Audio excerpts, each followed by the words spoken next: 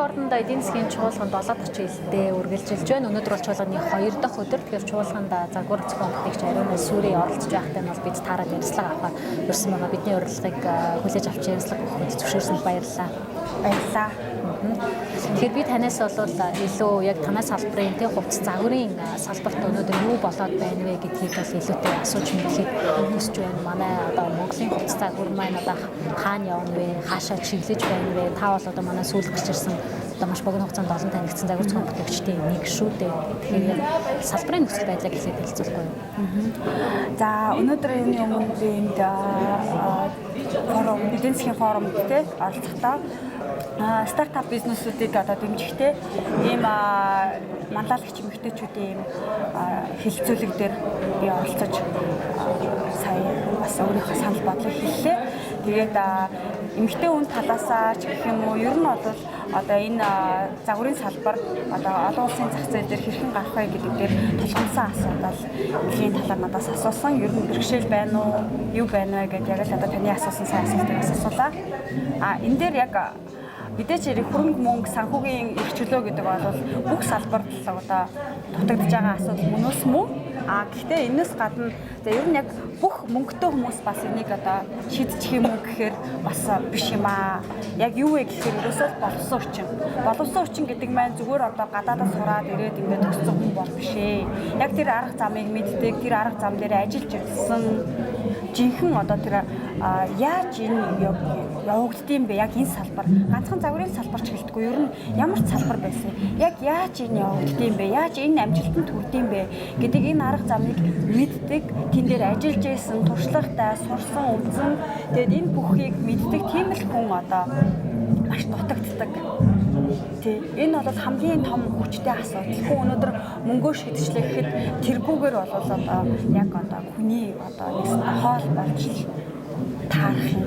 Тэгэхээр нөгөө нэг яалтчгүй биднес залуу хойч үе дээрээ бол одоо энэ тэр тухайлбал одоо загварын салбар дээрээ одоо энэ Монголын брэнд, Монгол нэртэй бүтээгдэхүүн гадны зах зээл дээр өндөр үнээр те өндөр бас чанараар олон тоо хэмжээгээр борлуулагдаж чадахын тулд заавалчгүй тэр талын бүх төрлийн боловсон хүчнүүдийг бэлдэх хэрэгтэй байна. Тэр нь юу вэ гэхээр одоо маркетингийн салбарын одоо яг ганцхан фэшн салбарт зориулагдсан маркетингийн салбар, менежментийн хүмүүстэй PR офис одоо тэрийг борлуулалтын агентууд тэр цугуудыг маш олноор нээж тэр олон гадны бас том агентуудтай харьцдаг тэр том замыг нээх хэрэгтэй байгаа. Тэгжил заавалжгүй ажиллах хэрэгтэй. Тэрнээс бид нэр одоо өнөөдөр өөрсдийнхөө яг хүчээр ганцаараа энэ зүтгээд бол үр дүн бол мэдээж маш удаан ирнэ. Маш бас их хүч хөдөлмөр зарцуул. Тийм яг одоо бол одоо энэ оюмл одоо энэ хувцсны салбарт бол бидний мэдж байгаа жишээлбэл говьч гэдэг юм манай энэ ноолын уран бүтээгдэхүүн үйлдвэрлэдэг компаниуд бол маш амжилттай ажиллаж байгаа нь бол бидний нүдэн дээр илүү байна шүү дээ. Хооронд өрсөлдөөнж бас их тод байна. Загварын чанарын ингээл олон талын дэвшлүүдийг бол одоо ноолын уран бүтээгдэхүүн үйлдвэрлэгчид маань бол үзүүлээд эхэлчихлээ тий. Тэгэхээр одоо яг юм өдөр тутмын одоо энэ давуу хувцсан дээр бол бид нар одоо яг тэр гээд хэлэх бол брэнд бол одоохондоо бас алга байна тий. Олноор нь үйлдвэрлээд байгаа үйлдвэрч гэсэн нэгдэг байна. Тэгэхээр та бол одоо хичнээн хөрөнгө оруулагчаа авчирсан ч гэсэн хувцсыг маань оёо ойдолчод алхаал гэж хэлж байна уу? Тий. Ер нь л яг тийм нарийн ойдолчод, нарийн технологичд дээрээс нь бас тэрийг одоо оюутсан бэлэн болцсон одоо бүтээгдэхүүнийг одоо тий зах зээлд нэвтрүүлэх туршлагатай хүн. Одоо тэгтээ яг бас кашмир гэж ингэж яг үнэндээ бас яг тодорхой яг тэр байх ёстой түвшиндээ ол хүрээгүй байгаа гэж бол харж байгаа тий. Мэдээж яриг бас төвшлөлтэй юмд хийж байгаа. Гэхдээ яг одоо энэ Монгол брэнд гэдгийг бол энэ Монгол бүтээгдэхүүн, Монгол нэрийн бүтээгдэхүүн гэдгийг бол олон улсад яг албан ёсоор таних тулд маш их хөдөлмөрлөх бас өөр том арга замуудыг суралцах хэрэгтэй байна да. Миний яриад байгаа юм нөгөө арга замаа л мэдэх. Одоо тэр зах зээлд нэвтрэх арга зам. Та бол хамгийн сүүлд жишээлбэл энэ дархан хувцс дархан хийх компанитай хамтарч хамтарч ажилласан. Дахан менж байсан уу те яг энэ тийм хий дээлний загварууд дээр ажилласан байсан. Тэгээ одоо яг ямар коллекц дээр ажиллаж байна? Таны алсын хараа чинь яг Монголдо юм ариунаас сүрэг гэдэг нэртэй юм бэлэн хувцсны брэнд бий болох юм уу? Эсвэл ингээд тухайн үед санал тавьсан компаниудтай хамтарч ажиллаад шин загварууд дээр өөрийгөө сориод байх чинь таны зорилго юм уу? Ариунаас сүрэг гэдэг яг энэ дизайнер нэрийн брендийг, дизайнер нэрийн бүтээгдэхүүнийг одоо олон улсын зах зээл дээр одоо яг хэрэгжүүлж ажиллах одоо зорилготой ажиллаж байгаа. Түүнийхээ дагуу мэдээж хэрэг Монголынхаа бүхэл үйлдвэрлэгч нартай одоо кооперашн хийж тэ одоо яг хамтын ажиллагааны дагуу ингэж ажиллах боломжуудыг бол бас ашиглах ёстой.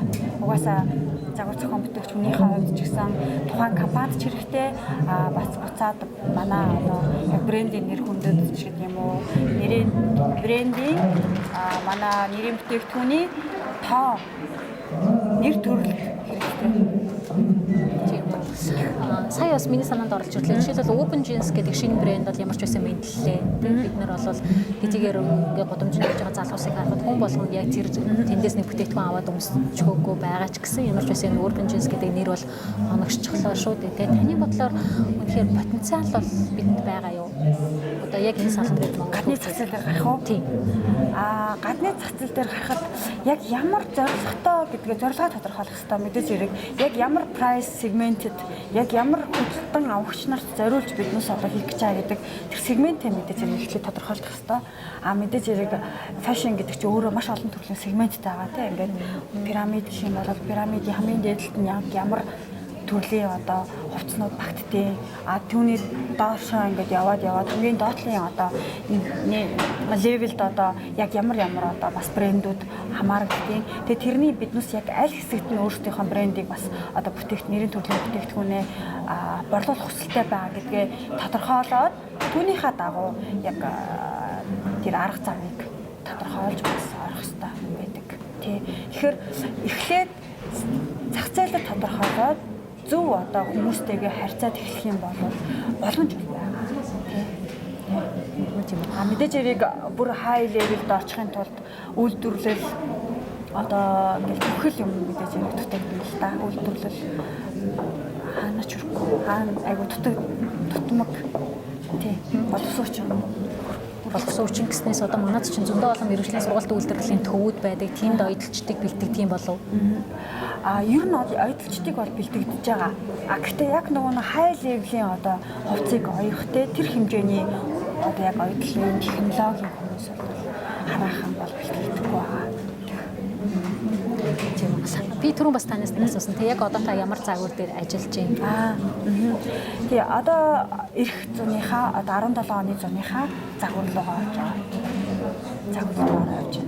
Яагаад зуны загвар гэж онцолж байгаа юм бэ? Ер нь бол зундаа дараа зуныхаа загварыг хийдэг. Өвөлдөө дараа өвлийнхаа загварыг хийдэг. Бид нар болохоор сая 16 17 оныхаа өвлийн загварыг сая дуусгаад ерөнхий танилцуулгуудаа бол ингээд хэд хэдэн газруудаар танилцуулаад тусцсан. Одоо тэгээд яг зуны цаг эхэлж байгаа. Зуны цагийнхаа санаа болон дизайныхаа арга барилаа айлшгүй яваад орцсон явж байгаа. Тийм үү. Онцлог нь юу байх юм бол одоо таны загваруудын нэг зарчим байдаг тийм. Яг ингээ харахад нэг жоохон сүнслэгч юм шиг хийсвэр өнгөтөрх ажиглагдаад байдаг шүү дээ. Хэрвээ нууцшвал ер нь бол нөгөө брендийн өөрийн онцлог гэж байдаг. Гарын үсэг гэх юм уу да тийм. Тэр гарын үсгээ олоод мэдээж зэрэг барьж явна. Одоо нэгснэ жанжин шугам гэдэг штэ. Тэрийг олоод алдахгүй барьж явна. Тэгээд дээрэс нь мэдээж хэрэг шинэ одоо креатив санаа одоо бас сэдвээ өөрөөр сонгоод тэр сэдв дээр тулгуурлаад шинэ санаанууд орж ирэх маш олон боломжууд байдаг. Гэхдээ одоохондоо бол 17 оны маань загвар арай одоо дуусагдаагүй танилцуулах цаг нь болоог болохоор хамаагүй эрсдэл гэж болохгүй байгаа. За баярлалаа. Баярлалаа зүгээр.